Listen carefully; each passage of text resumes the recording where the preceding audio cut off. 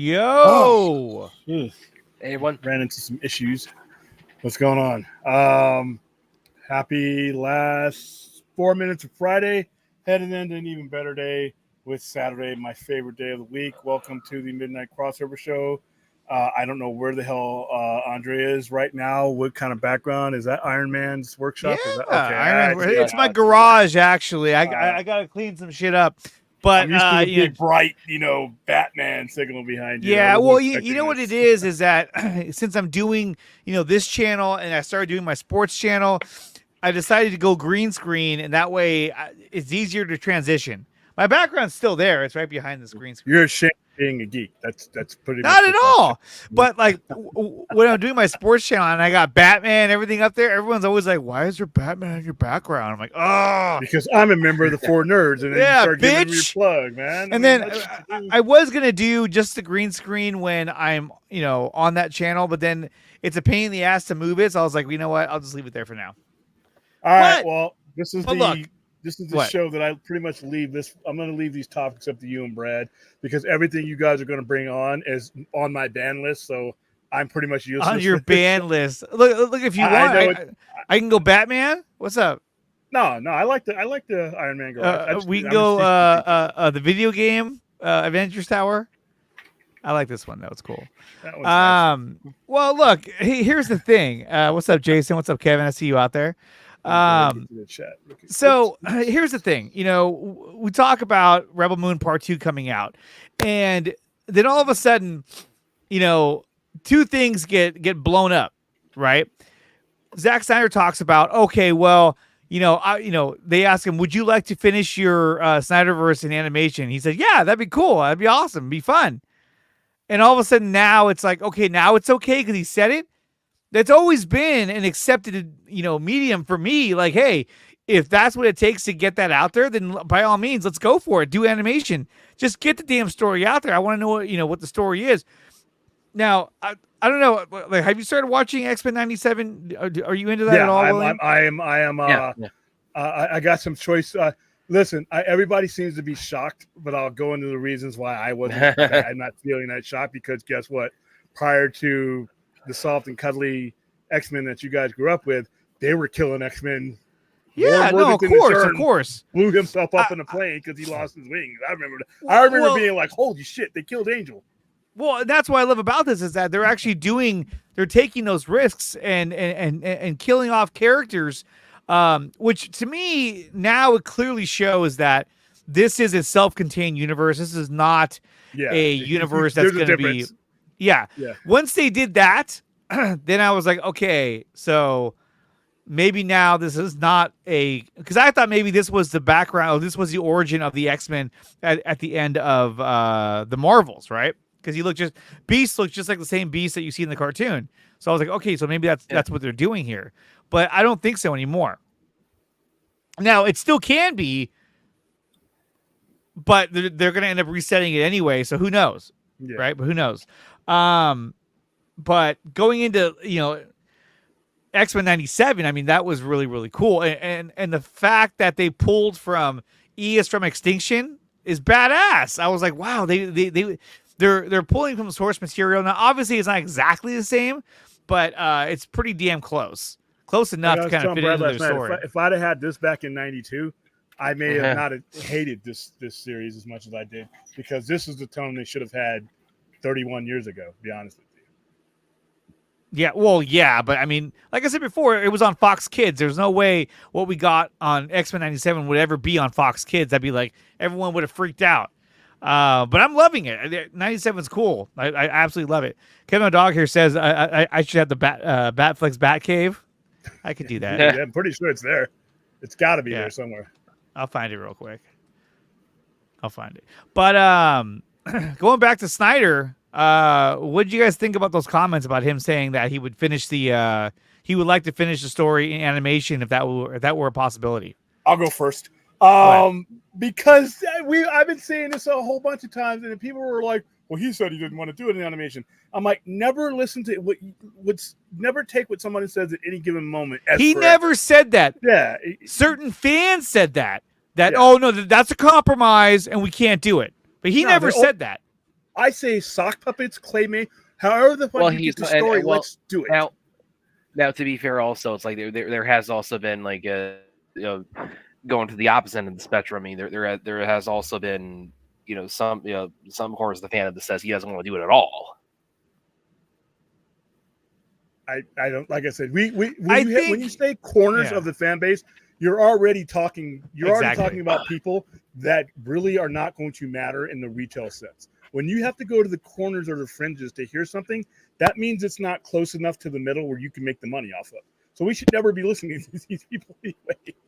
No, exactly. Like, I mean, he's right. If you're saying corners of, then it's like you're already, you're talking about just a segment of the fandom, right? So to me, it's like, look, he never once said that he was done.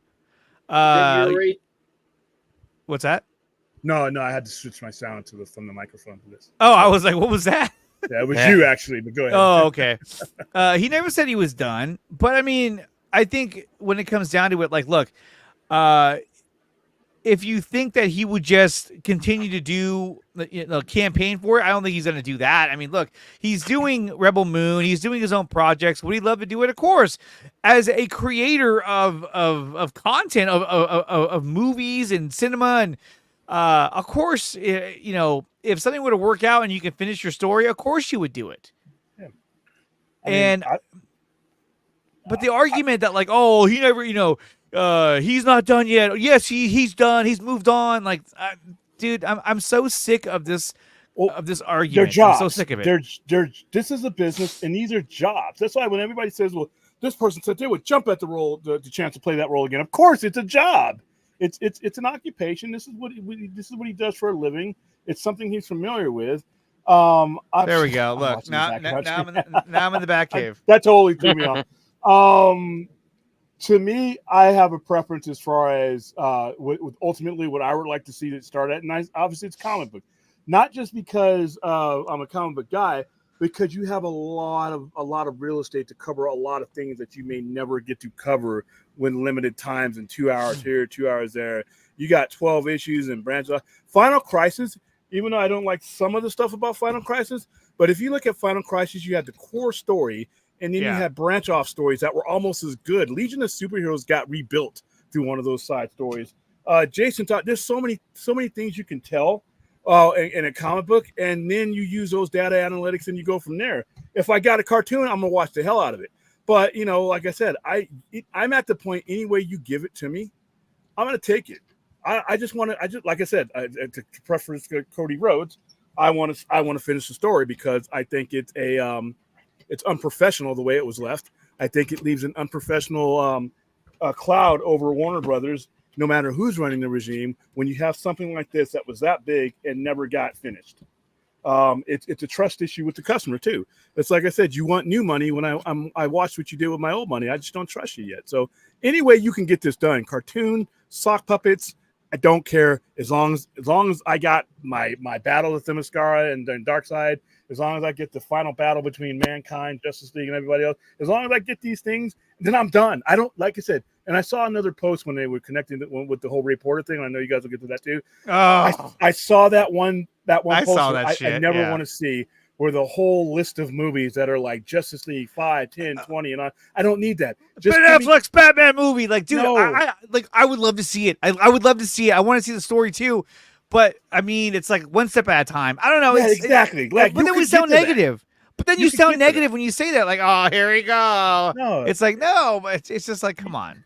You sound like an uncompromising knucklehead who is all or nothing. When I'm like, dude, this is a negotiation, and I'll take what I can get at this point, because once you get it out there, anything you put out there, I now have a leg to stand on. Like I said last night, if it's comic books, man, I can really. DC needs the money. Trust me, DC Comics. They need an attraction right now, and this would be beautiful. This would be beautiful for them because everybody can make money off this. Todd McFarlane would make some figures out of this. I mean, you could test market out. You just give me one figure. Give me. There's Joker. A lot of things you can do, but I mean, the problem is that like you're talking about a universe that was supposed to be started back in like 2018, going back to 2017. So many years have gone by now. that it's going to be hard for them to kind of rehash and bring back all these actors who've all aged since then.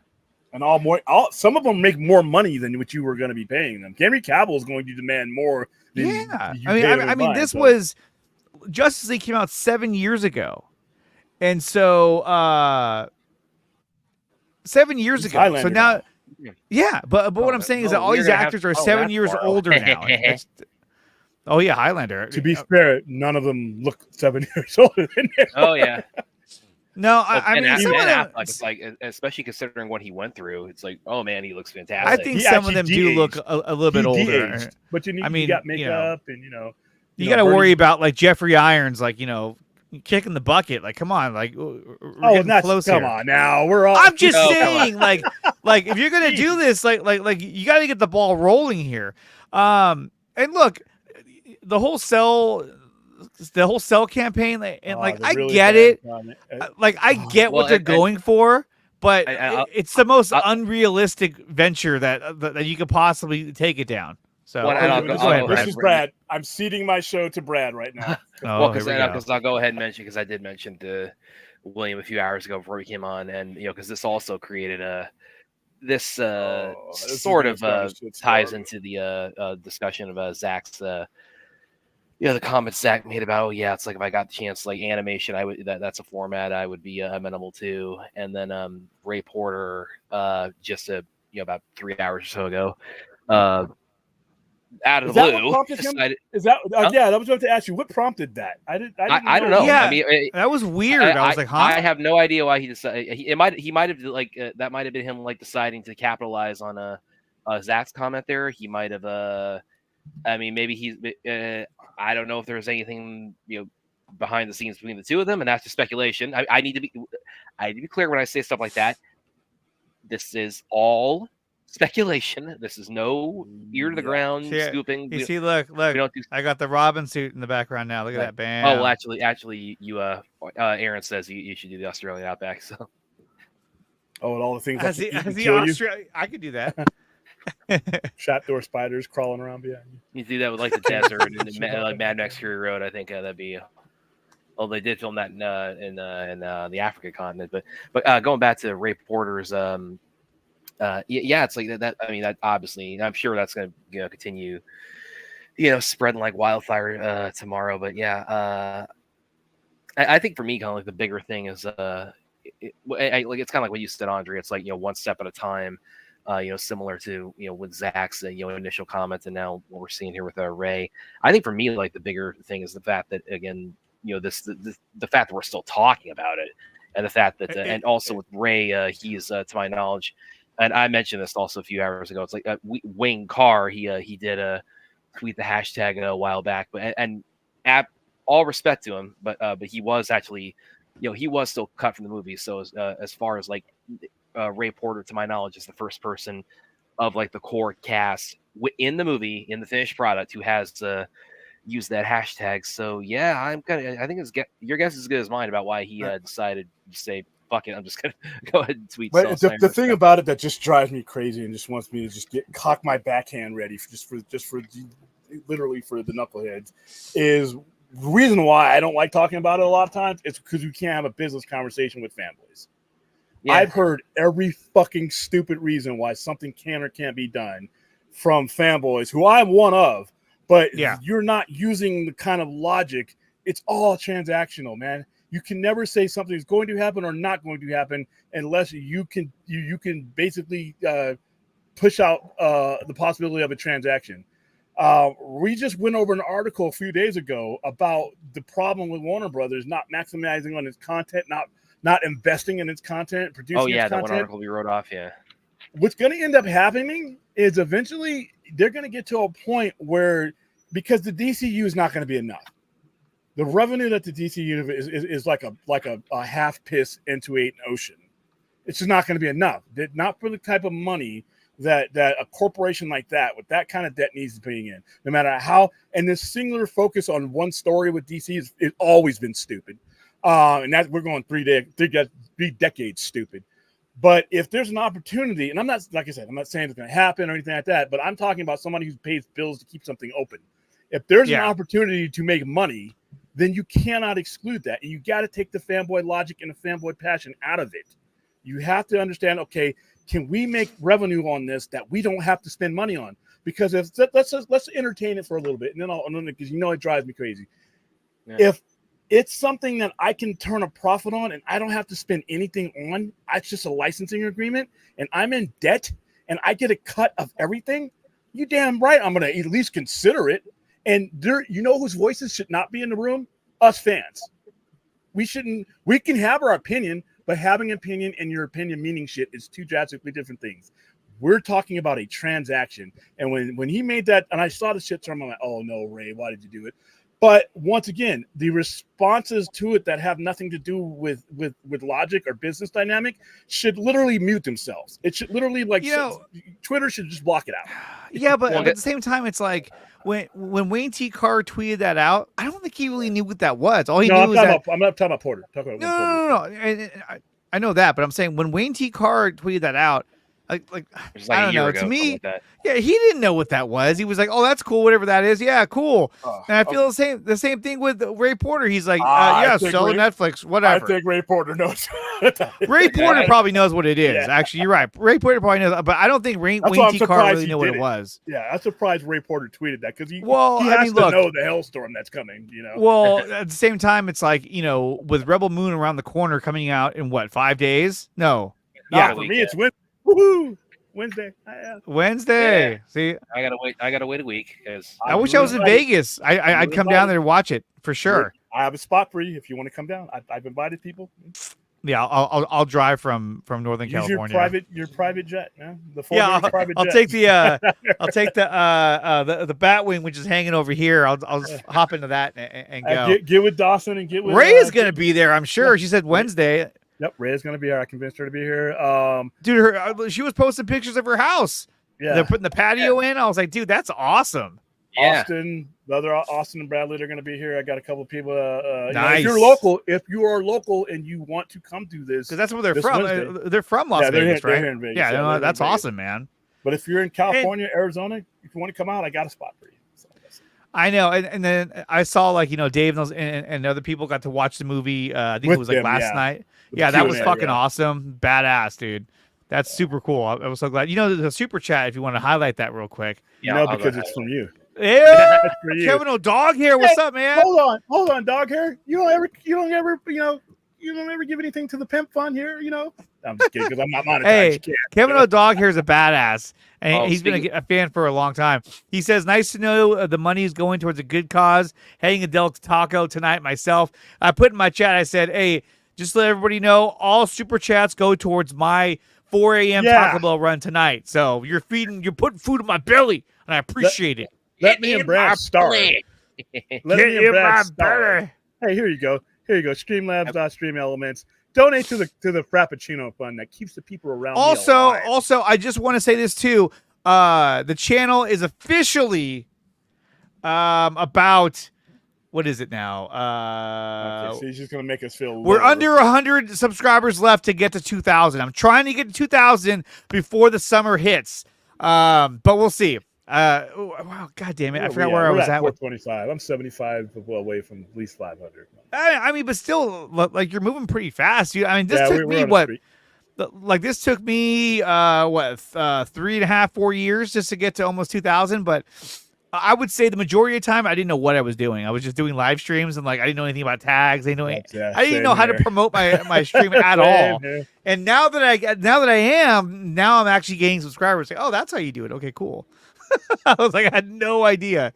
But right now, what was that at 1.92? Let me see where I'm at right now. Hold on. And now I'm stalling now. I'm at 1,927. So we're almost there. The race to 2,000 before we get to the summer. I would love to get there, but hey, I appreciate everyone. And I just put out a new short about Wolverine's abilities. That did pretty well. And that's the other thing too. Shorts is where it's at, man. They drive subscriber counts. My shorts do well. And then the out of theater stuff, and then the interviews. My interviews. I got a few interviews from the Poo Blood and Honey stuff that a couple of them are in the 2000s. What else would what would do well, William? If we did a watch party of the Raid 2. The Raid 2, that would do it. Hey, maybe all 30 people who saw it in the theater. Hey, I swear to God, this never would have happened if it wasn't for these two guys right here, William and Brad. The fact that they announced that they're going to be doing another scary movie, I was like, oh my God. Oh my God. This would have never happened if you guys hadn't started this. That's why I was like, dude, they're the sole reason why this got greenlit. They were like, yeah, do it. Do it. No, you know who's blame Brad. No, blame Ruth, because she was always in the comments said, "Oh, I heard there's going to be a scary movie reboot as we're doing the watch alongs." It's not even a reboot, is it? It's literally a sequel. I think it's a sequel. Reboot sequel. I mean, who fucking cares about how bad this series is? Alejandro has a good comment here. He says that Ray Porter would only tweet if he had what is it? If he had some sort of green light from Snyder. It might be. He respected the writer's strike. What's that? Go ahead and read out loud. I'll say he respected the writer's strike and would tweet anything that would bring unwanted attention from Snyder. And like a part of me does agree with this. I mean, I don't think he would just do something just for the fuck of it. But I mean, at this point, it would only benefit him because Rebel Moon 1 and 2 are done. So unless Zach's next project with Planet of the Dead, he's gonna have him in that as well. I mean, it's more work for him. And I mean, think about it, man. Like he was about to voice Darkseid in the DCEU. It's crazy to think about. Like that's like saying like Josh Brolin, you were about to be Thanos, but we decided to go a different direction. Like, fuck, really? You know? I mean, I think about how Ray had to sit on that for like how long before like finally leaked out the Darkseid was in the movie at all, and B, that he was playing him. So that I can't even imagine like just keeping that kind of secret, just sitting on that that powder keg for as long as he did. But yeah, I mean this did occur to me too. Is like did the fact that Ray just all of a sudden just out of nowhere, we're coming up we're a week out from Rebel Moon Part 2. Some people have already seen it, and Ray tweets out Snyder versus Netflix. I thought, yeah, did maybe Zach was there a behind the scenes where Zach said, hey, you know what, go ahead and stir the pot on this a little bit. So yeah, the thought. By the way, guys, the term "sell" that's not, you could never do that. By the way, it's licensed. It's licensed lease. Whatever. That's all you could do. You could never sell. If a stockholder or a board member found out that you were outright selling an IP outside of the thing, first of all, you're going to get voted out of office and sued. So it's never going. That would never happen. But I guess limited license agreement is too long of a hashtag. But you guys know how I feel about these hashtags. Well, that's the same thing for like why we didn't tweet like finish up and then release the Snyder Cut. Now, to me, it's resolve or conclude. Hashtag resolve or hashtag conclude. That to me, that's the way. But yeah, that's like this thought had kind of occurred to me. So, and I'm sure if we got Ray on the stream and all, and he would say it's like, oh no, it's like, no, of course I'm not. People ask, oh, why'd you tweet that? He'd say, I was just bored. He would answer at it probably. So. Well, and Daniel Martin is saying sell is more attractive terminology than lease. And that was one of the things. I remember Sammy the Snyder Queen was telling me how, at its inception they were like, well, we didn't want to do lease because it was too easy to be misspelled as opposed to sell. So I mean, like I said, I get what they were going for. I just think that route is the most unrealistic route in my opinion, is for Warner Brothers to lease out the and I know William always says, well, if they want to make money, they're going to do whatever they want. Every day.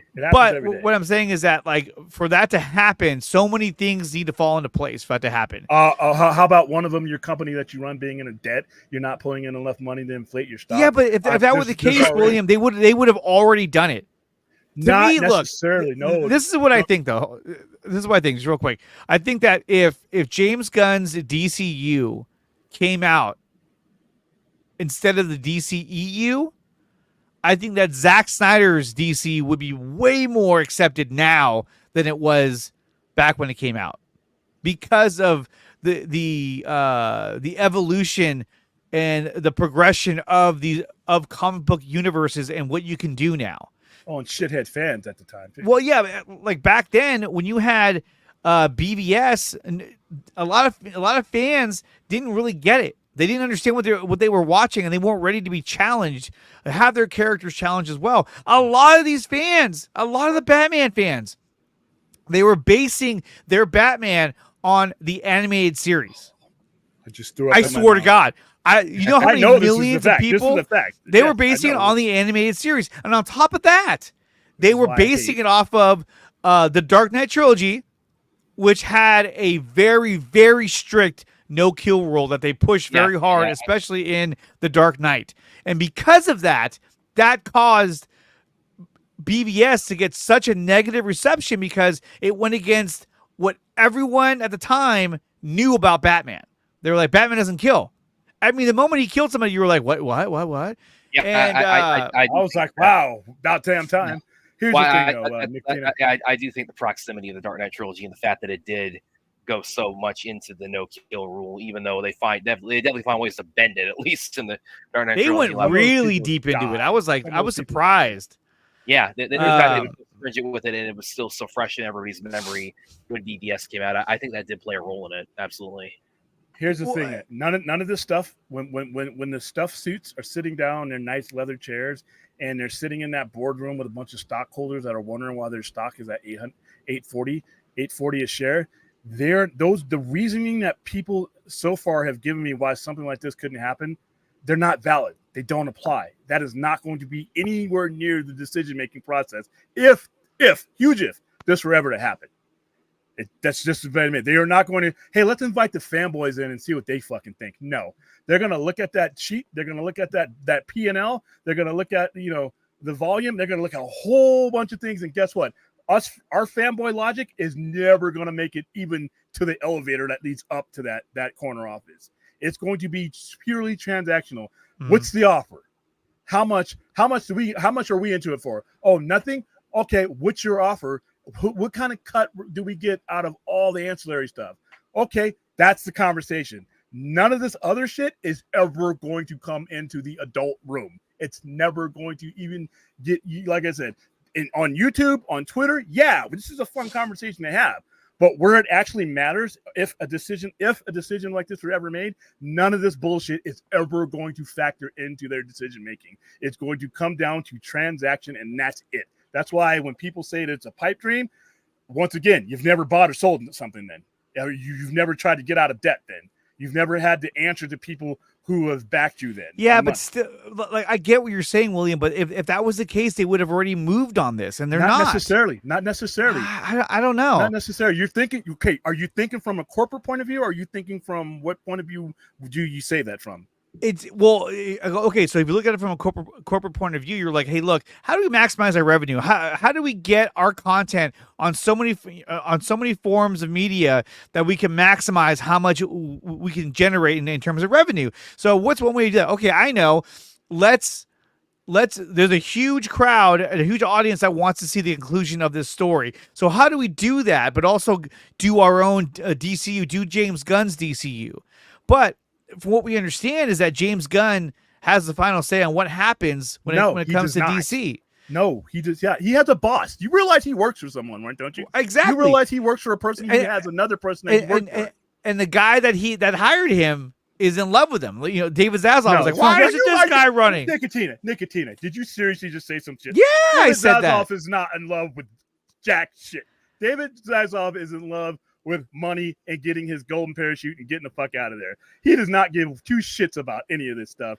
He picked the name out of a hat. Here's the thing, though. Just because somebody has not come to a financial conclusion doesn't mean they will. We don't have all the financial dynamics in front of us that he is.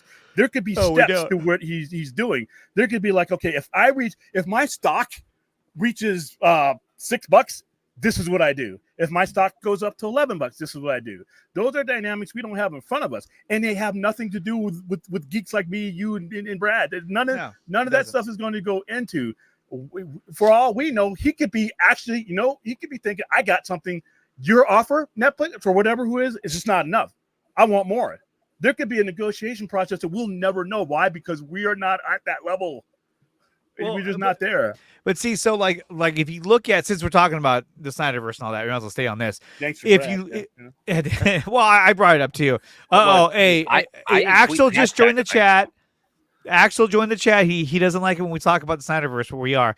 If you wanted to really capitalize on the Snyderverse, right, it would have been that once Zack Snyder Justice League came out, like that should have been the movie that you wrote on, and basically said, "Look who he had running shit. They're all gone now. They're all gone now." But like you could have backed that horse, and you could advertise that on TV, saying the definitive Justice League the fans never got to see, you know, and then you market the fuck out of that to be in theaters as well, and then you continue on with those stories because think about it.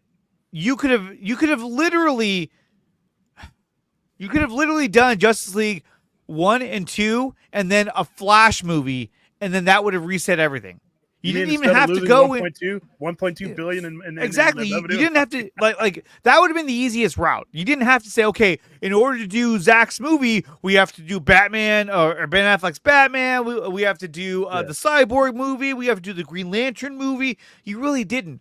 If you really wanted to finish out this story while James Gunn does his DCU and gets that ready to go, all you had to do was release Zack Snyder's Justice League, release the sequel to it, and then do the Flash movie and reset everything.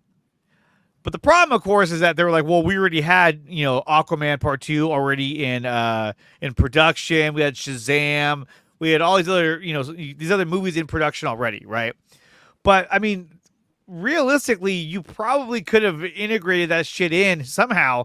But in terms of the Snyderverse, it would have been cool just to see, you know, Zack Snyder's Justice League Part 2, and then the Flash movie, which would reset everything, and then launch your new like DCU. I said, you're not going to find any disagreement here on that one. That's what bad management does for you, though. Instead of doing that, we had a clown come out and because shoot it in the foot because think about it. Think about this. In reality, what you could have done is you could have said, because think about it. When Zack Snyder Justice League came out, was the Flash? I think it was already in production. It was just starting production, right? Yeah. So let's say what you did was you said, okay, hey, let's do this.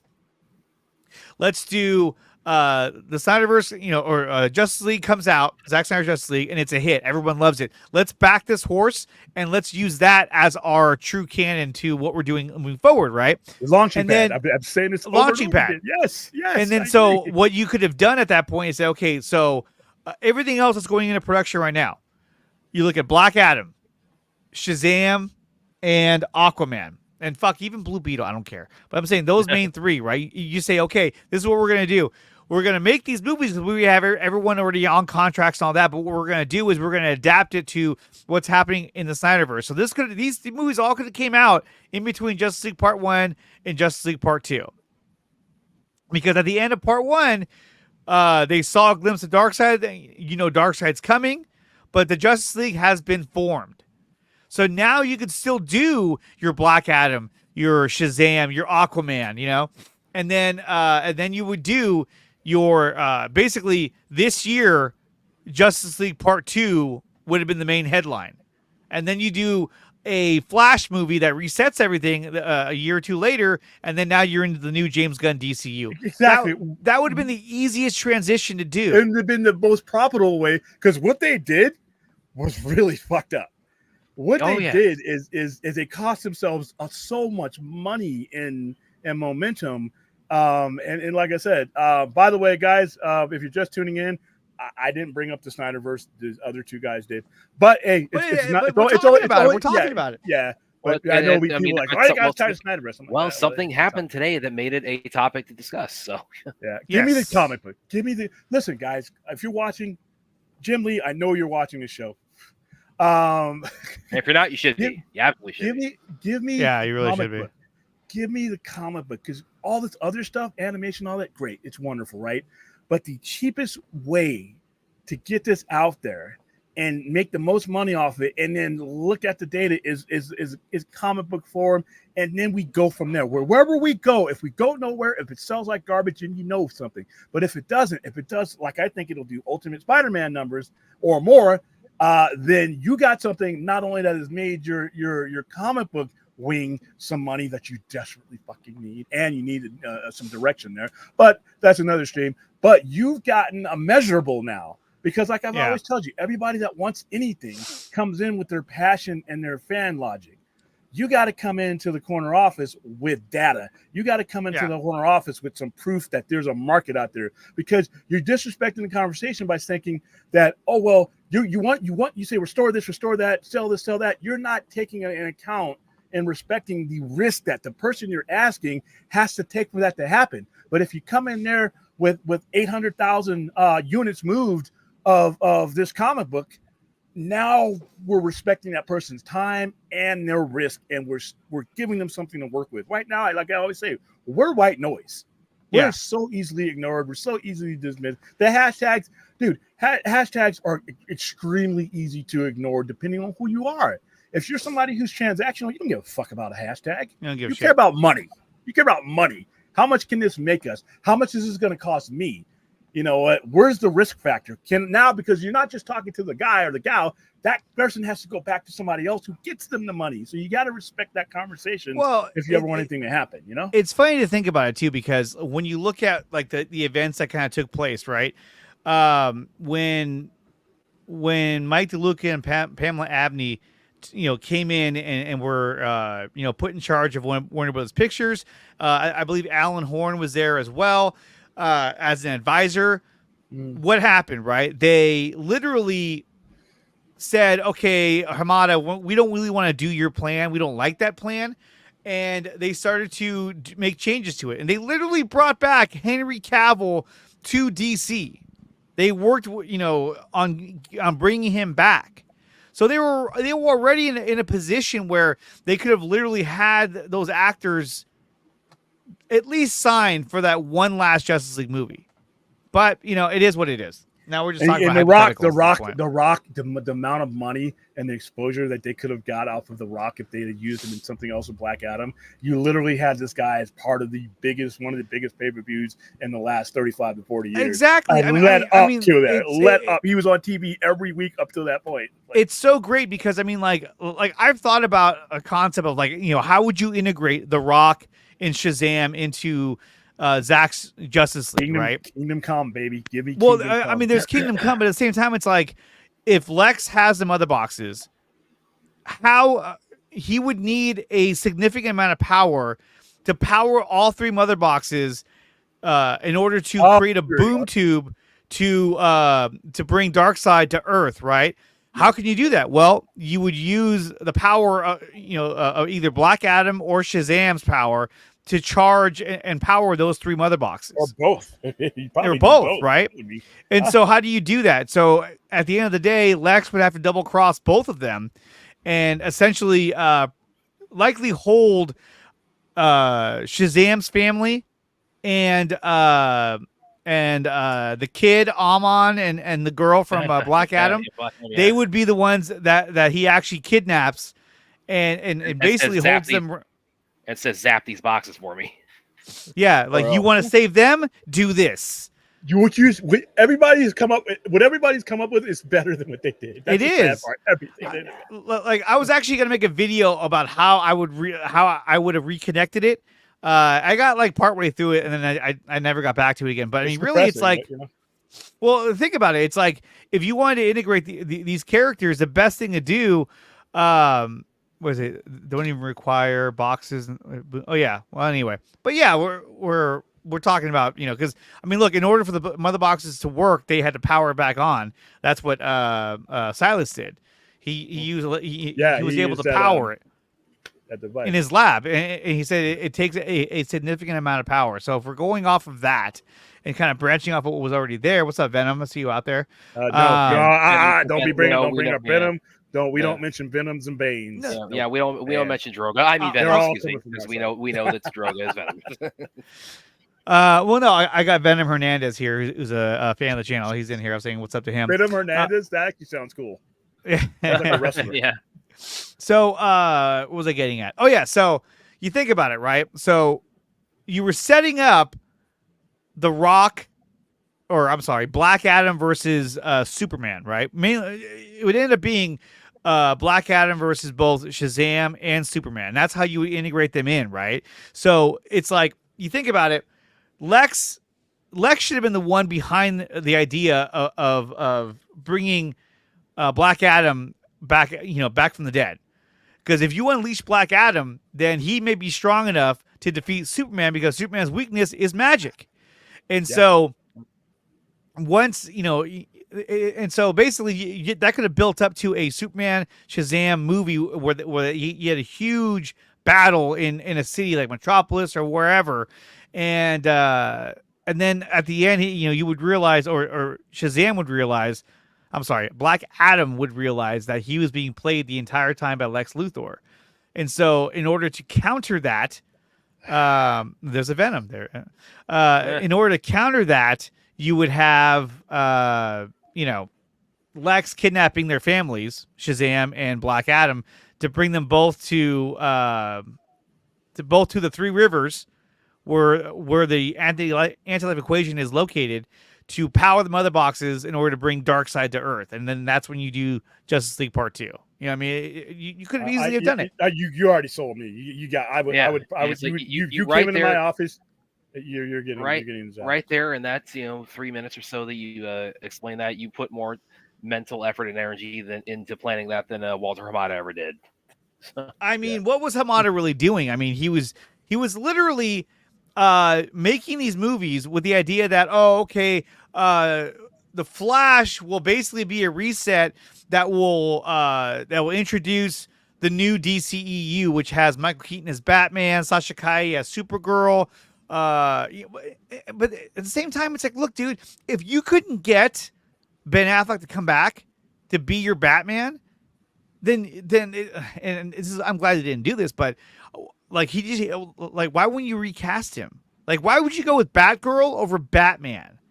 And then to have Keaton play Batman, an older Batman, essentially you would have turned Batgirl into Batman Beyond, but it'd be Batgirl instead. Without the Batman in it to write it up. Real quick, listen, guys, we've had this discussion before.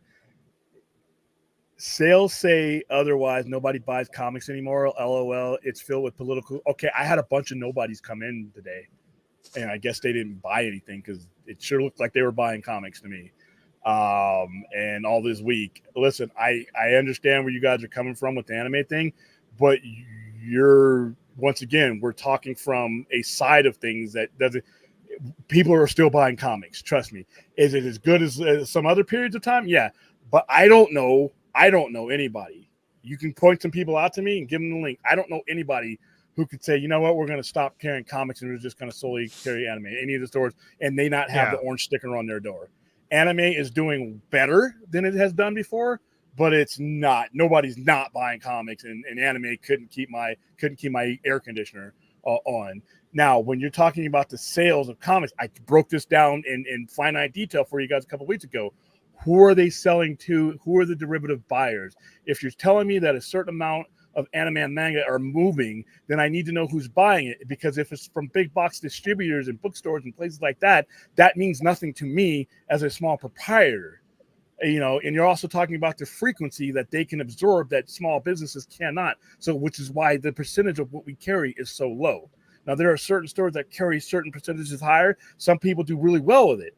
But I don't know anybody who would be able to do a flip on that. I mean, everybody who buys anime tells me that, but I'm like, I do the math because I'm taking the financial risk, and I'm a cheap motherfucker. I don't spend the quarter that's in my sock right now without doing some analytics on it, because I can't get that money back. If I make mistakes, those mistakes are costly. So when you guys are preaching and telling me that, well, this sells out this and nobody's buying this anymore, I'm actually going and looking up and seeing what's going on before I spend my hard-earned money that I can't get back. It's a big difference in saying something in a chat room or to your buddy and actually having to pull out the money to have it sit on your shelf. And so far, it's just not what you guys are saying it is. And is that a knock on it? No, I'm expanding into it. But let's not get ridiculous about nobody's buying comics and anime is driving everything. That's just not true. Well, we do have some other topics we want to discuss. So it's like I want to kind of real quick. I'll just kind of cap it off on the I think we're probably still gonna excuse me. Ray Porter tweeting the hashtag, again, very unexpected. We don't No, whether Brad just taking that and gasoline and pouring it all over Twitter, boy. All I did was just put like a dark side gif and just said it's like, oh, dark side here in the conversation. So whether that was just him doing that of his own volition, whether there was like a behind the scenes prompt from Zach himself, whether who knows. But one thing I will say is that if it is the latter or if it's something close to it, Netflix, I'm gonna need a theater run on this thing, unlike WB gave us last time. So you're not gonna get a theater run. Hey guys, stop asking Netflix for theater runs and Amazon for theater runs. If you get them, great, but that's not what they sell. Stop. Yeah, I'm not gonna.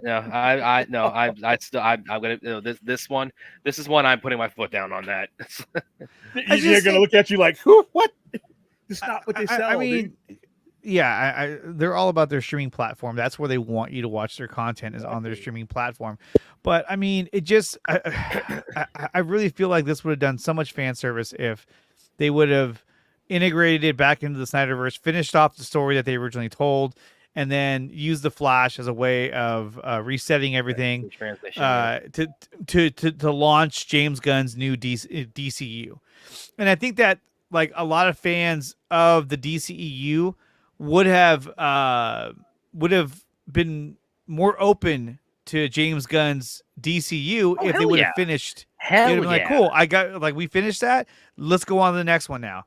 Let's see what we get. Because I mean,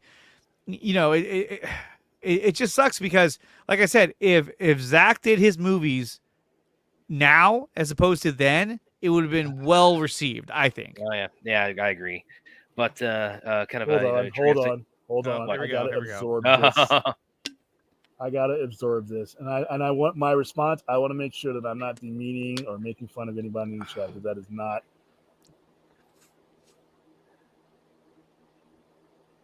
Okay.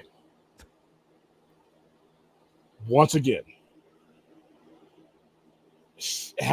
throwing a broad statement that something is more popular than the other is absolutely fucking irrelevant to me, because my market is comics. My demographic prefers comic books. Yeah. You could guess what? Porn is more popular than comic books. I don't sell porn, so that statement doesn't mean anything to me.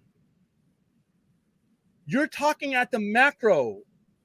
A small business owner runs their business at the micro. We have to cater to the demographic that's coming to the door. Now we can experiment with this other stuff and move around, but once again, you can't tell somebody who caters to a comic book store, that is engineered their clientele base by being that. That may be true, but it doesn't mean anything to me because my demo is not all there with that yet. So I don't need to check my brain. I need to check my sales. And I'm going to go where the money tells me to go. As the shit increases and the percentage increases, trust me, I'm going to follow that like a dog will a steak. But I'm not going to follow statements and stuff that are pretty much unfounded, because most of you guys are saying, where are you getting your analytics from? Post a link in the chat and I'll bring it up. When we did, people were bringing up analytics that were like literally so-and-so purchased 600 of these. I'm like, okay, that person's a distributor. What the hell does that have to do with me, the buyer? You know what I mean? Ghost Song, I don't know which side you're coming from. Nicotina's or mine. I'm not trying to make fun of you. It's on your side. It's not on my side. I've never seen it before. Welcome to the chat. This statement is not valid. It's not valid. It's not valid where it matters. So that's all I can tell you. Well, yeah, I don't think it's true at all. But I mean, at the same time, it's like the manga has like its own niche of a fan base, and that's fine. But I mean, comics have been around a lot longer. I'm not trying to give you. Who's trying to give you financial advice, for one? And first, why are you using the word retard in my chat? I don't think you're serious. Let's go ahead and but go ahead and transitioning now from to a DC movie we don't have to hashtag or push or fight for years to see. Joker Folie à Deux. We just got our trailer for it a couple days ago. So Yes, of course, in the thumbnail. So, everybody's thoughts on it? What you got? I thought it was cool. I liked it. I want to see it. I'm going to see it. And when you watch Joker 1, I love that it was much more of a cinematic experience in terms of like it's just a good quality, well done movie. And I think that this one is going to take it even farther in terms of like all the musical bits and all that it's going to dive so deep into the psyche of both he and Harley Quinn and how they're perceiving the world through their eyes, through their mental state. And I think that is what's really cool because before everything you saw of Arthur was, him trying to manage himself in a world of regular people, right? But I think now in this one, you're going to be seeing things through his eyes and her eyes, while they're in Arkham Asylum, or if they break out, which looks like they do, how that they adapt to the world in reality now. So, because it makes you wonder. I mean, like at the end of Joker 1, I don't think that everything he did actually really happened. I think it was all in his head. But I think that now he's going to take that everything he learned from that experience and take that with him as he goes out into the real world with Harley. So now he's gonna like take his imagined experience from the first movie, and, like make that real. Is kind of what you're saying? Yeah, because you think about it, right? So essentially, like he's lived that experience of the first movie, and to only find out most likely that it was all in his head the entire time. But now, if he breaks out of Arkham Asylum with Harley, now he's going to use that as experience to kind of build the real Joker set in his reality. So I think the possibilities for that are really cool. I don't see them doing a part 3, but I think that you tell a story that says now the Joker is unleashed onto the real world at the end of it. Yeah, that's one because it's interesting because watching the trailer, I was actually kind of going back and forth on whether or not it was kind of telling me that the events of the first movie, happened, in reality or in his head or not. Because I mean, it's definitely the trailer is definitely it feels like it's falling most directly on the last scene where he's in the mental institution. So, but again, there are parts that were it kind of it doesn't like flash back directly to a lot the first movie of him as the Joker, but it kind of alludes to a lot of that. So it is still kind of keeping it ambiguous, like how this one, what the connective tissue is between the two of them. So I could definitely see that where it's like he realizes that the events of him becoming the Joker in the first one, that's all a figment of his imagination, but he still uses that as the basis for, well, I created this guy in my head, I'm going to become the Clown Prince of Crime. And also there's a girl who's in prison with me. It's like, oh, she could be my partner in crime here. And I think it would be smart or clever, I should say, if Lady Gaga's Harley Quinn, if you find out that she really was a therapist who kind of lost her mind, I mean, like little hints to the real character, yeah, where you're like, oh shit, okay, I see where they're going with this, because now it's like you have somebody who I would imagine is going to be idolizing Arthur Fleck, but I mean, it wouldn't surprise me if throughout the film, the orderlies or the therapists who are in there, like sort of drop hints that where kind of makes you think, wait, did that really happen? Like they'll say things that kind of have a double meaning where you're like, wait, are they talking about when he shot the guy, on the show? Because I thought that was fake. I thought that was in his head. Or did it happen? I think they're going to leave it kind of ambiguous. Well, if I see Robert De Niro in the credits of Joker 2, yeah. Well, it could also be a mental flashback as well. Yeah, it could be a flashback. This movie's going to be. I can't wait for this movie to come out. It's just again, hopefully we don't have the whole moral panic leading up to the release of it like we did last time. Nah, I think we're beyond that. I think I think that's gone. And the Colorado thing is years and years further away, unless we have. Hopefully, we don't have another shooting event, or something in the theater. You know what makes what kind of adds to the tragedy of that, and I mean, this is not to say this is is worse than what the families and friends of everybody who were killed there had to go through. But Okay. I remember one thing that Christian Bale had. I thought you banned him. No, I don't. I timed him out because he called somebody a retard. Oh, okay. I don't. I'm not in the tradition of banning people because I'm not afraid to have a conversation. Manga has huge demands worldwide, but most consumers are pirate. Forget buying comics. People are not. Okay, let's say that's true, Ghost. And I'm Ghost song. Or let's say that's true. Ghost. You can't then say that. Well, this is selling better than this. And then add the fact that a lot of people aren't even willing to pay for it on top of that at piracy. And then, the worldwide demand, like I said, there's a lot of things that are more popular than other words. But what am I selling? What is my market? That's when I'm going to buy this stuff, because like I said, I'm slowly, inching in because I'm seeing the increasing demand. I'm seeing the increasing demand. I'm not seeing the dominant demand. That's a difference between what you and people who are saying this are saying. There's a difference between something being on the upswing and something being like, oh shit, I can take all the comics off my shelf and we're just going to go with that. Well, I am not there with that yet. I don't know anybody else in here who is. But like I said, I can only go on what, like I said, every penny I spend. You ask Clint's in this damn chat. He knows every penny I spend has got to be accounted for. And the risk reward has to be there. And right now it's just not there in the percentages that a lot of people are saying it is. So I don't know if I can illustrate that anymore. So I'm going to let you go. Good, Brad. You were saying something. Oh yeah, because I was you made me lose my train of thought there actually. Damn it, what was I? Way to go, William. Way to go. You're not even 40. You can't be forgetting shit like that. I got it back. It was about the Colorado theater shooting. What the one like added thing about that makes it adds to the sadness of that for me is Christian Bale a while back. I remember he in an interview he said it's like he can't watch The Dark Knight Rises, and he said the reason is because it's like he just can't, in his mind he just links the movie itself to that shooting so much, so it's like, oh man, that hurts. That hurts so bad. Personally, that's why I like doing these screenings with the companies, because there's a security there. There's a lot of the times the people who I'm bringing with, we all be people on our list, and we know who those people are.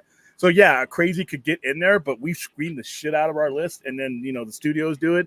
But when you go buy a ticket at a random theater, you never know what's going to happen. We're living that world now where it could happen anywhere. And also, I mean, I think that was also that tragedy was that was kind of part of the reason why we don't really see Thursday midnight shows now. It's like they're like 7, 8 o'clock. So a lot of I mean, my theater, I've seen them start like as early as 3 in the afternoon. Yeah, I mean, Junkie goes to some of those. He's getting out of the movies, and it's still daytime. I'm like, where'd you go? Yeah, I mean, it might as well. I mean, a lot. I mean, pretty much everything now. I mean, they might as well, like the opening day might as well be Thursday because of that. But they don't really do them at midnight. Absolutely. Yeah.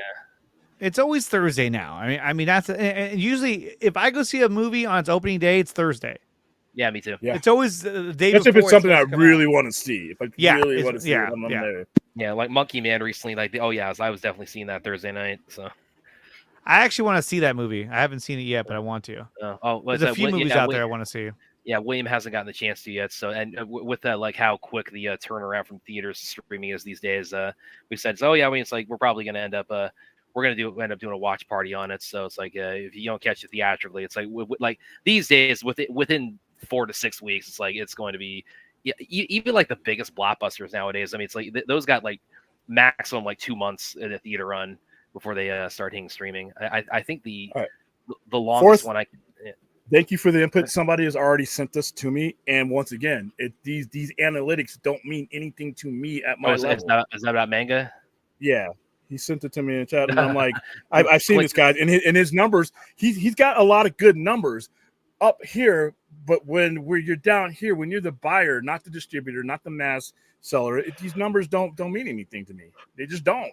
I'm not saying that they're not true, but like I said, you gotta, if you're buying something, everything you buy is a risk, and you gotta, the analytics can't come from the top down. They have to come from the bottom up for me.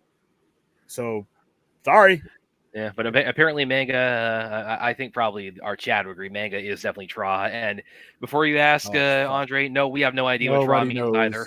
Nobody knows. It's just our audience just make up What's words. straw? No, Trans Republic.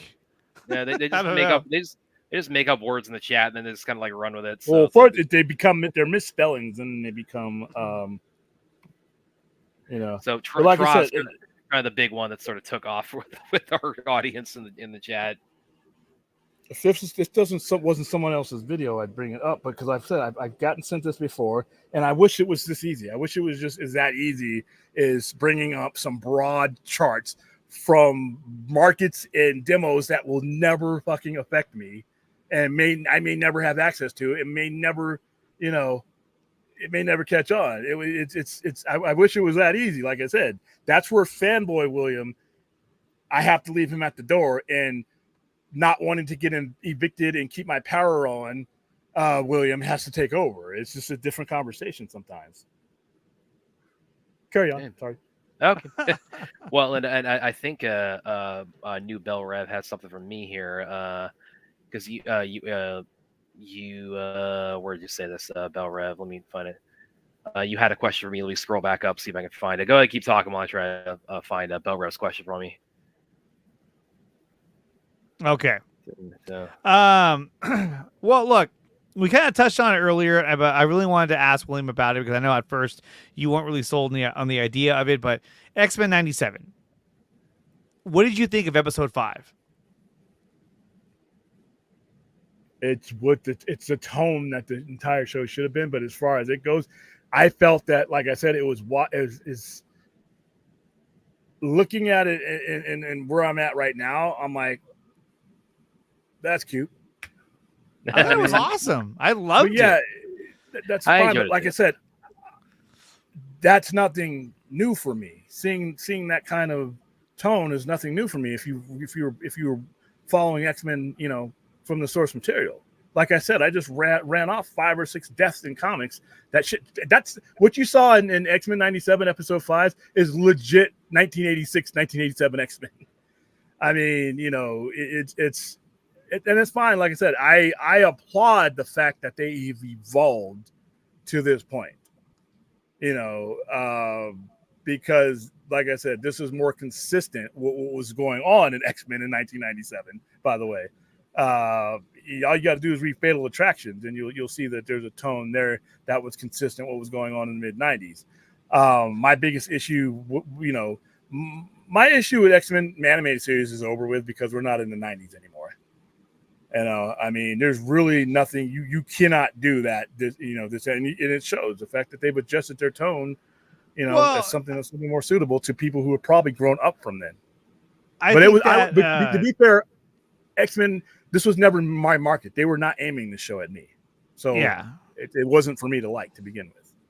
Well, I thought the show or the last episode 5, because I do a watch party every Tuesday night, guys. So make sure you tune into that.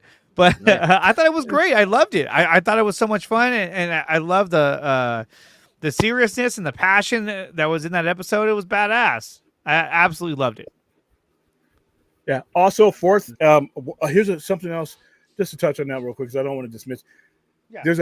There's one huge issue when it comes to this is affecting me on my decision making on ordering manga and anime, is the frequency of the story. One of you guys pointed out an excellent point about the beginning, middle, and end of a lot of these IPs that come through there. So your frequency is not comparable to what kind of cells I would need to subsist, because your frequency leads to your attraction. What are you coming to the stores for? So at any given moment, is somebody coming in to buy something that was released 2-3 years ago? Are they buying it right as a frequency? The frequency doesn't line up all the time with the type of comparisons that you're making with comics that generally come out on a monthly basis. And it's really, you have to be careful. I'm not saying don't do it, but you just got to be careful in the broad sense that, to hear it from a lot of these people, there's some kind of comic apocalypse, and everything's anime, and that's just not true. It's just not true. Mm-hmm. And if it were true, I'm going to take the money from wherever the money comes. You know, I'm going to go with the demand that's coming through the door, and I think all of us are going to do that. And right now, the demand is not anywhere, you know, from where I'm from. And like I said, in general, if you're living in Vegas and you are shopping at a store that sells predominantly anime, I don't know of what store is. Now, I can't speak for all 13 or whatever that there. I don't know of anybody it is. But once again, you guys can come up with an example if you live in Vegas or, you know, and it also depends where you're at, too, because I know in Southern California, even in this chart, it shows the sales are higher than they are in certain demographics throughout the United States. So overall, anime is selling a whole bunch of units, but they're all coming from areas that I don't sell to.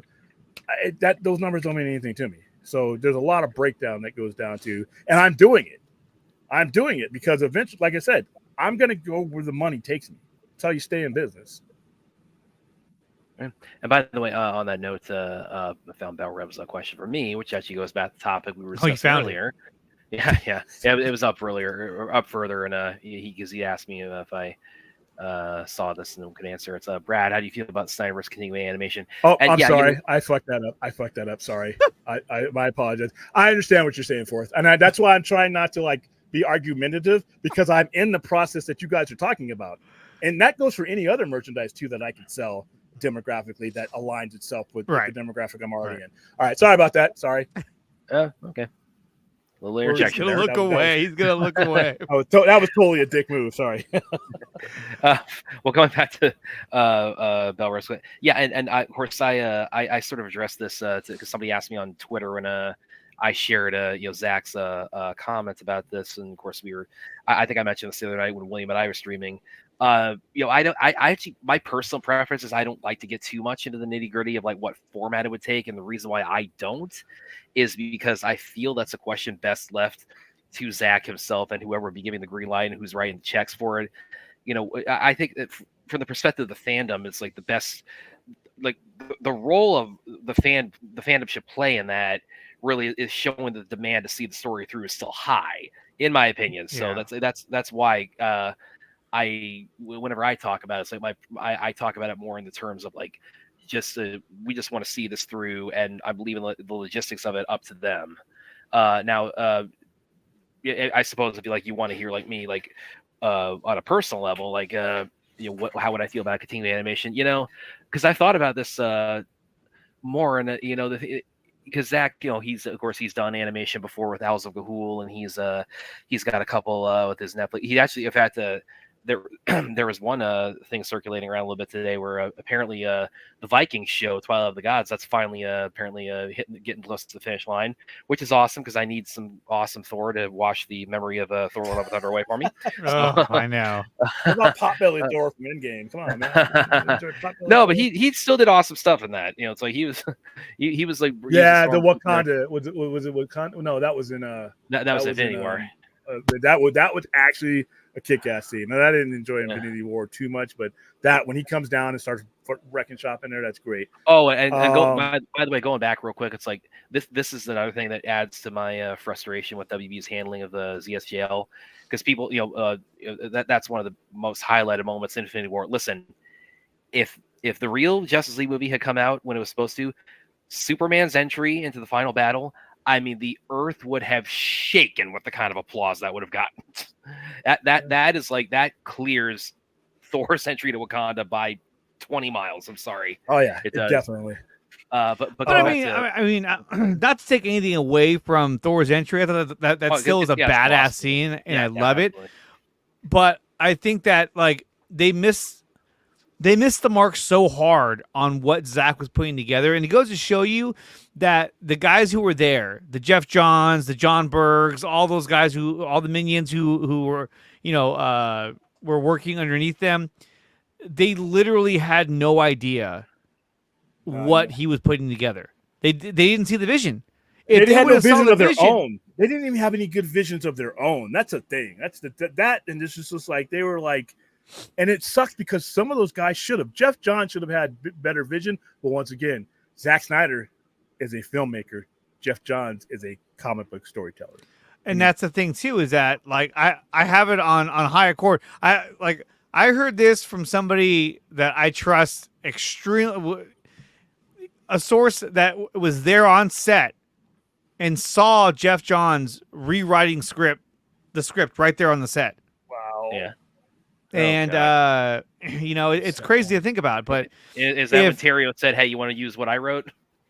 Well, no, like literally, the person I'm talking about. I'll tell you guys who it was later. But he literally told me on backstage after a stream. He said, "Yeah, I saw him sitting there rewriting scripts on the set." And if you're doing it on set, I'm sorry, but that's not it's not the best quality writing that's going to happen there on the fly. No. But fortunately, ultimately, we did revise our list. Yeah. Real quick, why do you think Pokemon is the highest rating? I think Pokemon, and this goes back to the culture of that type of game, because this goes back for me when it goes back to like Magic the Gathering. These kind of games, it's not just a story involved, but it's interactive. It gets people involved. It gets people out. It gets people, it creates its own culture. I think that's why I think Pokemon is doing it, and it's multi-level. When people come in looking for Pokemon stuff, it's I can sell it to anybody. I sell it to families, and it's just the easiest thing to get people involved. And back in the day when it was Magic never had this advantage because you had to be from the geekosphere to understand what we were doing with Magic. But Pokemon it's not simple. I'm not saying you're dumb, but it's simplistic to where you can meet anybody and play.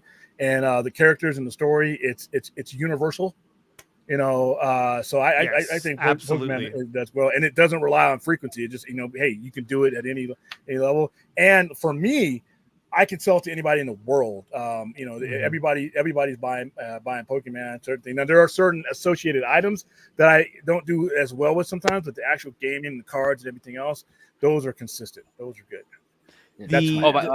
Where Pokemon has the advantage over like so many other products out there is that Pokemon you can like little kids can collect Pokemon cards not even knowing what they're doing. My son has so many Pokemon cards and I don't even think he knows what half of them do.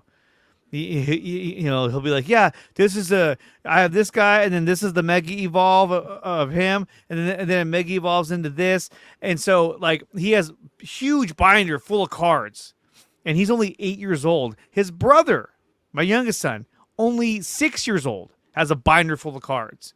Now you're talking about people who are in their 40s, 50s, and you could do it with your kids. You could do it with your kids. Yeah, people. And something... I know this is that people at my work, where I work, have literally been caught stealing Pokemon cards. And they're adults. And one time we caught this guy who was stealing Pokemon cards for a while. We finally busted this guy. And we said, we were like... I'm picturing this in my head. Is this guy getting... We asked this guy, we said, what do you do with the cards? Do you sell them? He was like, no, I just collect them. Okay. And then so and then we called the police and went from there. But I mean, Pokemon appeals to such a wide audience, a wide age range. Not only that, you have the cartoons the kids can watch. It's crazy with their families. Like I said, I think. Listen, I believe anime will get to there. I don't know if it'll overtake anything, but I think it's going to be a significant. How did we get on this? But all of a sudden, I don't know. But manga versus comics. I mean, come on, man. The reason why I respond to it is because it's actually something I'm actively, slowly investing in. It's actually something I'm actually spending money on and taking a risk. So these questions that they're asking are questions I'm asking myself, and I'm actually going out and getting the data on it because, like I said, once you spend that money, it don't come back. Question: what do you think? What would boost manga sales in the West would be collaborating with movies like Rebel Moon and creating a manga story. Yeah, I agree. I'd buy it. And I could easily sell that because now you're connecting demographics. You're connecting the periodical demographic that goes out and watches movies and buys periodical magazines and comics to this form of storytelling. To me, the majority of it is the introduction to it. It's getting them because if you're not into it, the longer you're not into it, the harder sell it is to you. But when you attach it, like he's saying, or not, what I think I was talking to Fourth. If you attach it to something that is already in your demographic, then it's an Yeah. easier sell. Yeah. You know, Absolutely. it's a by the way, 4-hour movie, man. That's a long ass movie. Yeah, but I still want I to see mean, it. it's a 4-hour film, but like, I mean, let's say you wanted to make a theatrical cut that was only like 3.5 hours, you probably could, and it wouldn't. I don't think it would tarnish it that You'd much. have to cut another hour. No, the problem is why would you'd have to do it for some special engagement, and it would be very expensive per ticket, which like a Fathom, because if you put that kind of movie at wide release, it limits the amount of screens that you can play it on, and then it kind of hurts your investment because you're only getting 35%. Not necessarily. And I mean, Endgame was 3.5 hours. Some of these movies coming out now are longer films, but granted, we're talking about Justice League. it's a different animal there. They had their chance when it first came out. That's when they had to capitalize on it, and they didn't want to because this was supposed to be a project that was made to help boost subscriber counts for HBO Max, which is now called Max. Yeah. And so if you put it in theaters, it was like, well, that's not what we made it for. We let them do it because it was only going to benefit our app. Well, and they didn't want to make it at all.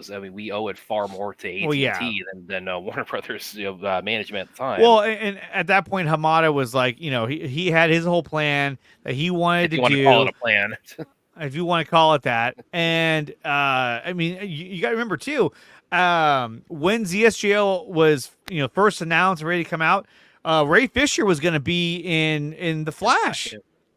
Yeah, and then, I remember that.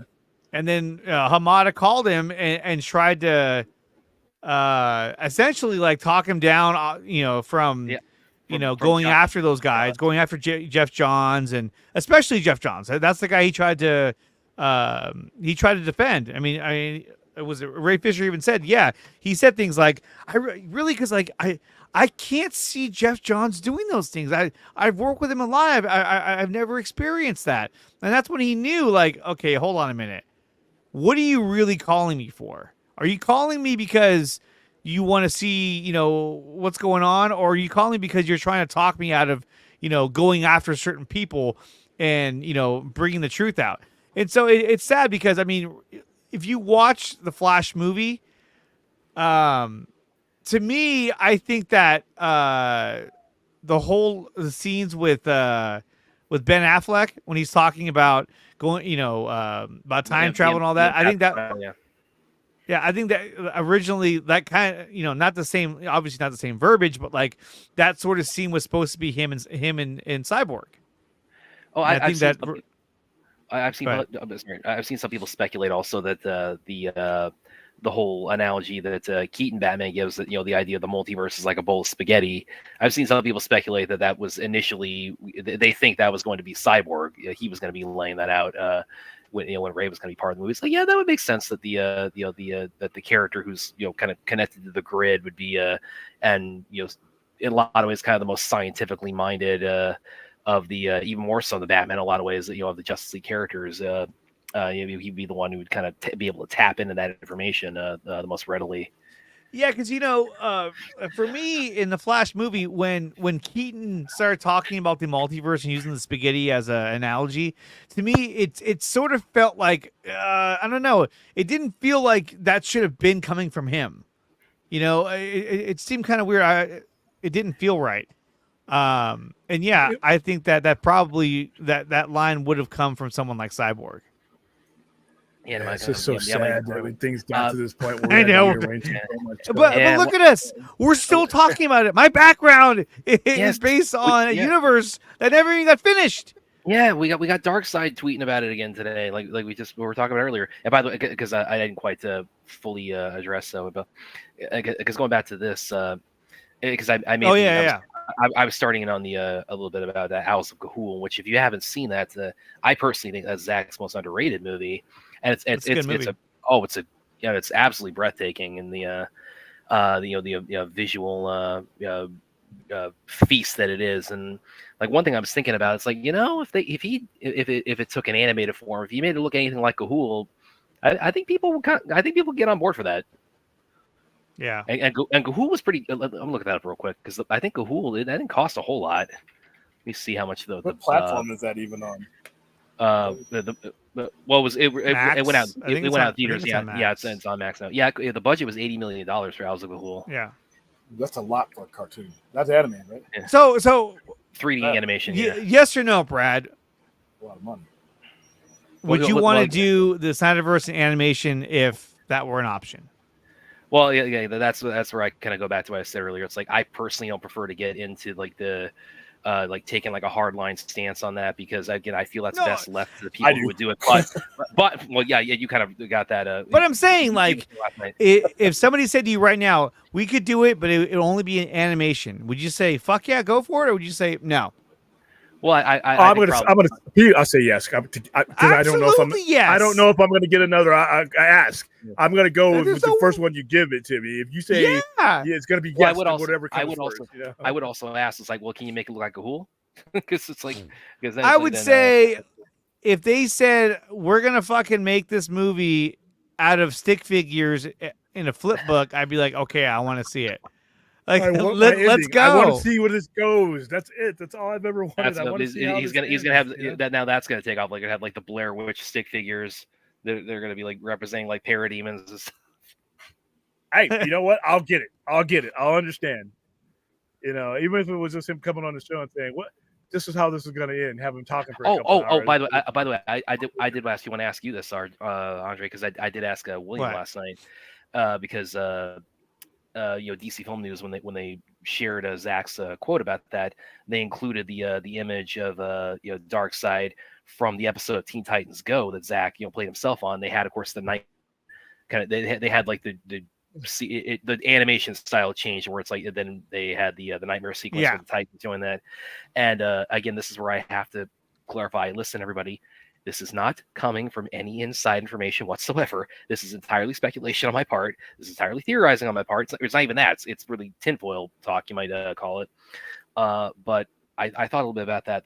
I thought about this at the time that episode dropped, and that was like September 2022. And, with Zach's answer, this kind of jumped back into my head a little bit.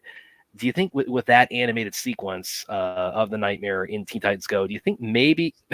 Sorry, I neglected that a little bit there, man. But yeah, I wanted to go ahead and when you asked me to tackle that, I wanted to go ahead and answer that. This is into that. Well, blame Brad is very ubiquitous around here.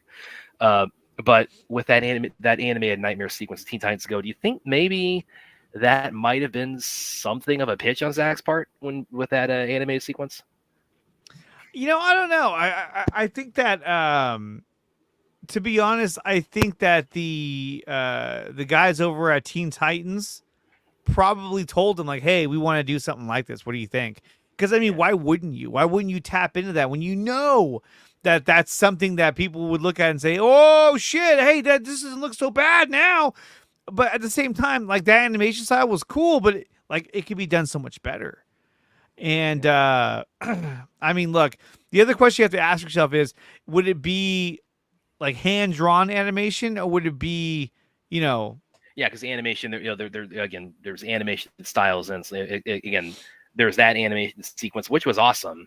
It was awesome. And of course, it's very different from the traditional Teen Titans Go animated style. And then, of course, what I'm talking about with like Zach's, what he did with Gahul, which that's 3D animation. So even when you say it's like, would it be animated? Then you, of course, have to answer the question. It's like, okay, what animation style are we going with?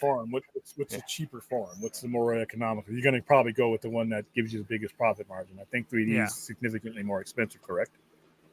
Oh, yeah. By millions. So you're probably going to get just a basic, which is all right. I'll take it.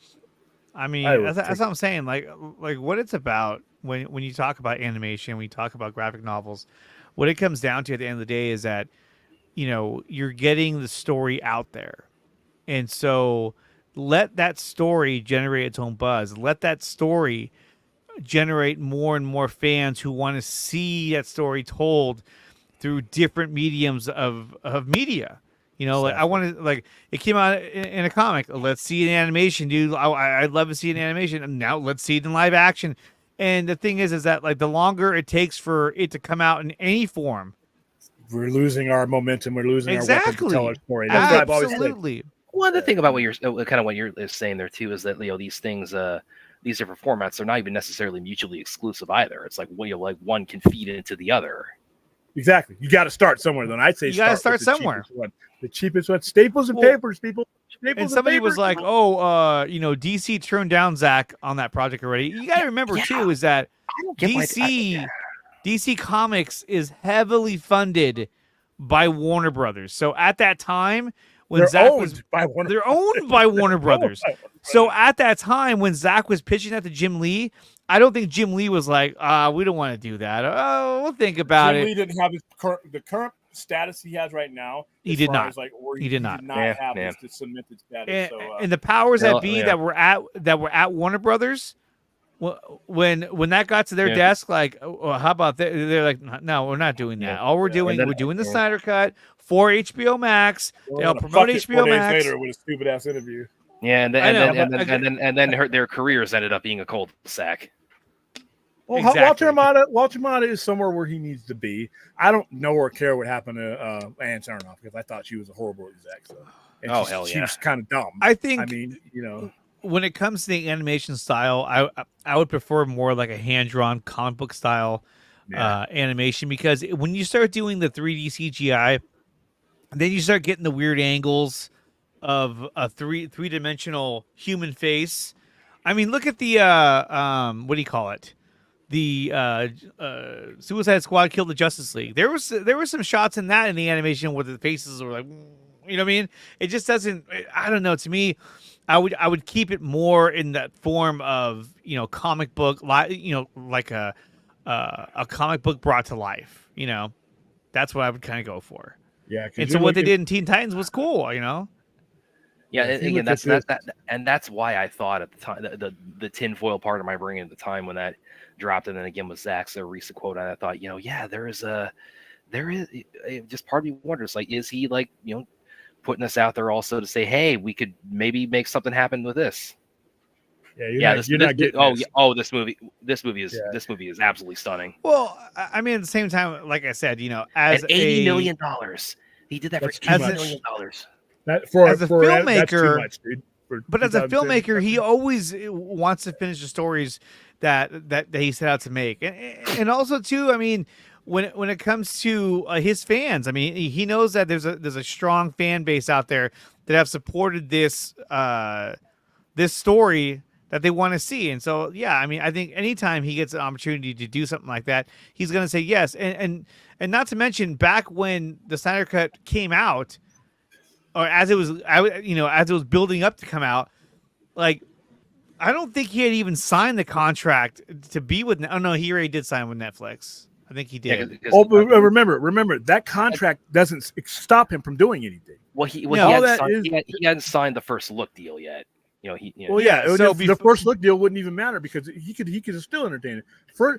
Netflix can't have first look at an IP that they don't own. Exactly. So if he wanted to do DC, he could do it with the Netflix. A first look deal is only for original content. Exactly. So that was their chance. Like, again, that was the opportunity to say, hey, let's get him back in the fold, because he's not embedded in something. Now he's embedded in doing his Planet of the Dead universe. He's fully entrenched in Rebel Moon. So to say like, oh, he's gonna come back, well, I don't know, because the guy's doing hell of shit. So I don't know. Yeah, well, again, that's where we kind of go back to the Ray Porter suddenly out of the blue tweeting "Sell Snyderverse to Netflix" because we entertain the possibility. It's like, did somebody nudge him to do that? We don't know that. I don't know. We don't know. But I mean, look, I mean, when you watch Zack Snyder's Justice League, I mean, it's funny because they made that during the pandemic, but at the same time, I feel like they made that with so much passion and respect and care and detail, because when you watch that movie, you're like, dude, these special effects look fucking amazing. Steppenwolf's armor is like, oh my god, because But then when you look at like a movie like The Flash, those are the same guys who did the work on ZSJL. They were doing The Flash, and The Flash.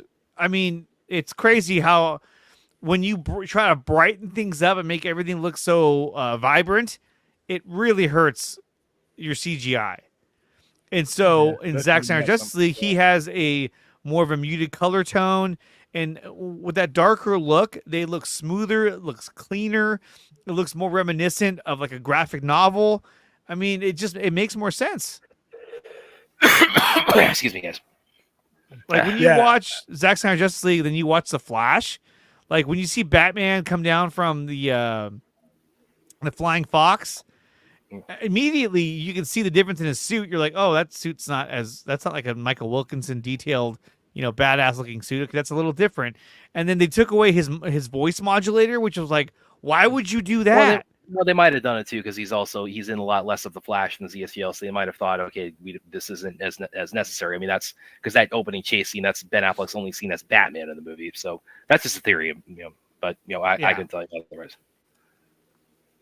But still, I mean, you see a huge difference and also too, it's like they filmed the way you film the suits. It has to show right on camera, right? And you saw in a lot of the shots of Batman in The Flash, he just looked awkward, or the suit looked uncomfortable. The suit looked kind of weird angles. You just have to know how to frame those suits and its motions right so that it doesn't look, uncomfortable or weird or kind of like that doesn't make any sense. So, well, again, anyway, Batman out in the daylight too is also kind of an acquired taste. Yeah, Batman in daylight. What are we doing? Dark Knight Rises. Come on. At least it was snowing. It's happening so much lately, though. It's because it was Dark Knight Rises. It was BVS, The Nightmare, ZSJL, The Batman, and now The Flash with both Affleck and Keaton. So it's like we've had how many? We've had Affleck, Bale, I mean, but Pattinson and Keaton Affleck, all out in the daylight. He had the jacket. He had the whole look for the future. Pattinson, he had probably shit and piss all over him because it was all sewage, Yeah, so it was like he was dirty, It's like okay, it's fine, whatever. He's covered in a lot. He's covered in like God knows what at the end there. I still don't like his suit. I've never been a fan of Pattinson's. The cowl, especially, I can't stand the cowl. I know. I think the collar the collar I thought was the collar is cool. I love the collar, but I'm saying I don't like the cowl. I don't like the way the cowl looked on his head. Well, that's why I think there is going to be the suit in the Batman Part 2 is going to look markedly different because I do think they are playing with the idea that the suit and the Batman persona for Pattinson are very much still a work in progress. So that's why I would anticipate you're going to see I mean you see suit changes all the time from one movie to another, but I mean they tend to be a little bit more subtle, like the Man of Steel suit to the BVS suit, and then BVS for ZSGL for Batman. But for this, I think that the changes from the Batman Part 2 and the suit are going to be significantly more noticeable. It's going to be more pronounced. He's evolving. He's only in year 2, so he's evolving to the final Batman, which you might see by the year 3 time, or whatever time jump that they do. So. All right, guys. We're at 1 hour and 30 minutes. There's 75 total. Oh, now RJ shows up. Hello. By the way, I was also about to raise a point. He might also decide, the story reason. He might decide is like, my last suit was covered in crap from the last movie, so it's like I literally for like hygienic reasons I have to make make a new one. Well, I don't like the jaw. I hope he brings a jawline forward. Yeah, that would be cool.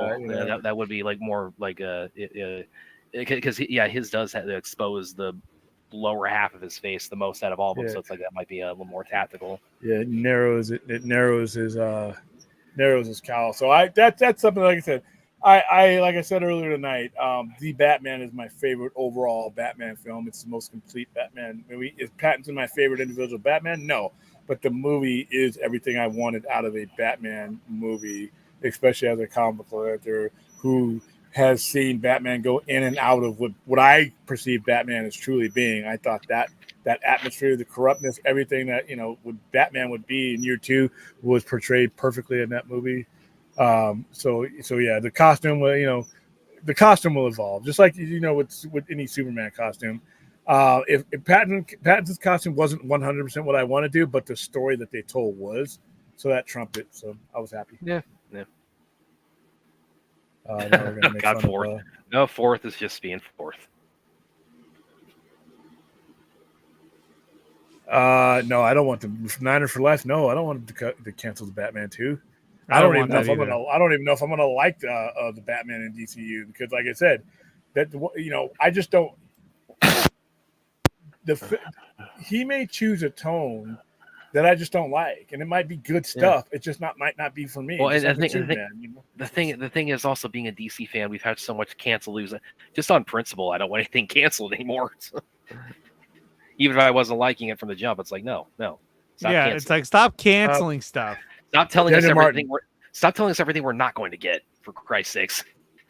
Daniel Martin, answer your question. The opening monologue where he's describing the city, he's talking. It's not just a, it's a warning. Yeah. Yeah, and they don't. I could be anywhere. I can't be everywhere, but they don't know where I am. When he's basically giving you the preamble of what Gotham is right there and then, I think is a perfect comic book type opening to that scene. And then when he comes out of those shadows and just starts beating the shit out of those fools, because they're all afraid of him. They don't know where. When he's saying this. What Matt Reeves did is he shaped the scene around that, because the guys are all looking around, and as soon as they see that signal, they stop doing all the shit that they were doing and they run. Yeah. Well, it's a warning. Weird, and that was the problem I had with the Batman. I love the Batman. I thought it was really good. I'll watch that any day. I can't wait for part 2 to come out. But at the same time, when I saw it in theaters, I kept thinking, I was like, this just seems weird that. Like, now we're moving on to a new Batman in his own isolated universe when you already have a Batman, but you can't seem to figure out how to get him back on screen and what story to be in. And it just seemed really weird that they would even do that. Like I said, and that's a simple part of it back there, is this whole singular thought plan that these guys have, because they don't understand the IPs that they have at their disposal. Can't tell me so Robert Pattinson, you could tell a Robert Pattinson story, and you could tell a Ben Affleck story too. You just got to stagger them and market them. You have an Academy Award filmmaker. I trust Ben Affleck to make a good Batman movie. I trust Matt Reeves to make a good Batman movie, and I expect both of them to make money. It's not how many you put out; it's how much trash or quality you put out. If you put out quality movies, that's not even fair, because you don't even trust Matt Reeves to make a good Cloverfield movie. I'm sorry. He's evolved in. Trust me. I just had to get that out. But when I hear the nonsense, I love Cloverfield, by the way. Yeah, it's a great movie. When I hear the nonsense of this or that, I'm like, what the fuck are you guys? It's comic books. Yeah, that's all it is, man. You do both. Make all the money. Don't just make some of the money. That's what Warner Brothers has gotten themselves into a pickle with. We're gonna go with this Batman, and that's what we're gonna do. Or we're gonna go with this Superman. We're gonna fuck everything else. Why don't you take all the money instead of just taking some of it? I mean, why don't you greedy as fuck? Be greedy as fuck. Use that greed to make the money. Make these movies. Now, my problem will be when you put out a shitty one. First time you put out a shitty one and it looks like it's being diluted, that's fine. But if you put out 3 stories, you stagger 3 stories over the next 3 years, and they're Matt Reeves level, or they're a Ben Affleck level, or some anybody with that level of filmmaking, you were talking about literally Academy Award nominated or winning personnel involved. You just go ahead and do it. And you adjust if things start to wane, the market starts to wane, then you make those adjustments. But like I said, we got the singular focus, and it's cost us time. It's cost us time. This one Batman at a time bullshit has cost us a lot of good stories. Stupid. Yeah. Okie dokie. I think we're as good as we're going to get tonight. Like, subscribe, share. Also, I put the link in the chat. Brad's favorite movie, 2 p.m. Justice League will be happening. We're going to try to. I shared my thoughts about that when William shared his earlier. So yes, for one, am greatly looking forward to our watch party of Joss Whedon's Justice League tomorrow. Look at that promo without Superman. That's the kind of posters I got to give away. And as you can see from my GIF, we're going to have fun. There you go. All right, guys. Nicotina, where can I find you?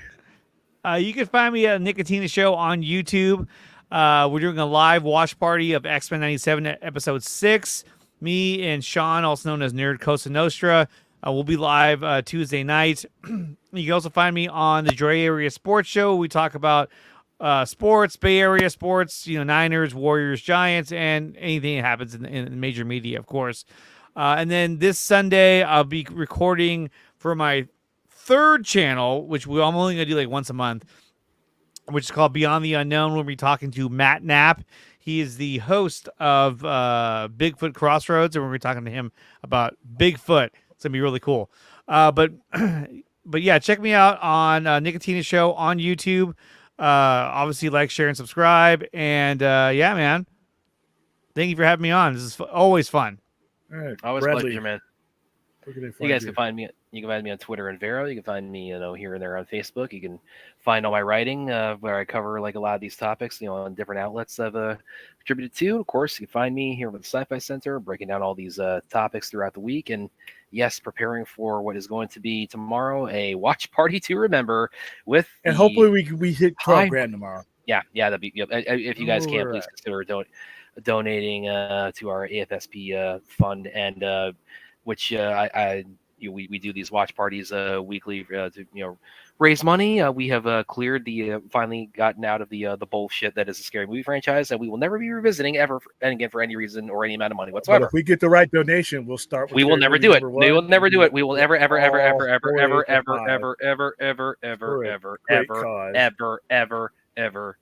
All right, guys. We'll see you for Scary Movie 1 once we get up to 12,000, 13,000. Never happening. Not going to happen. The goal is 15 Never, never.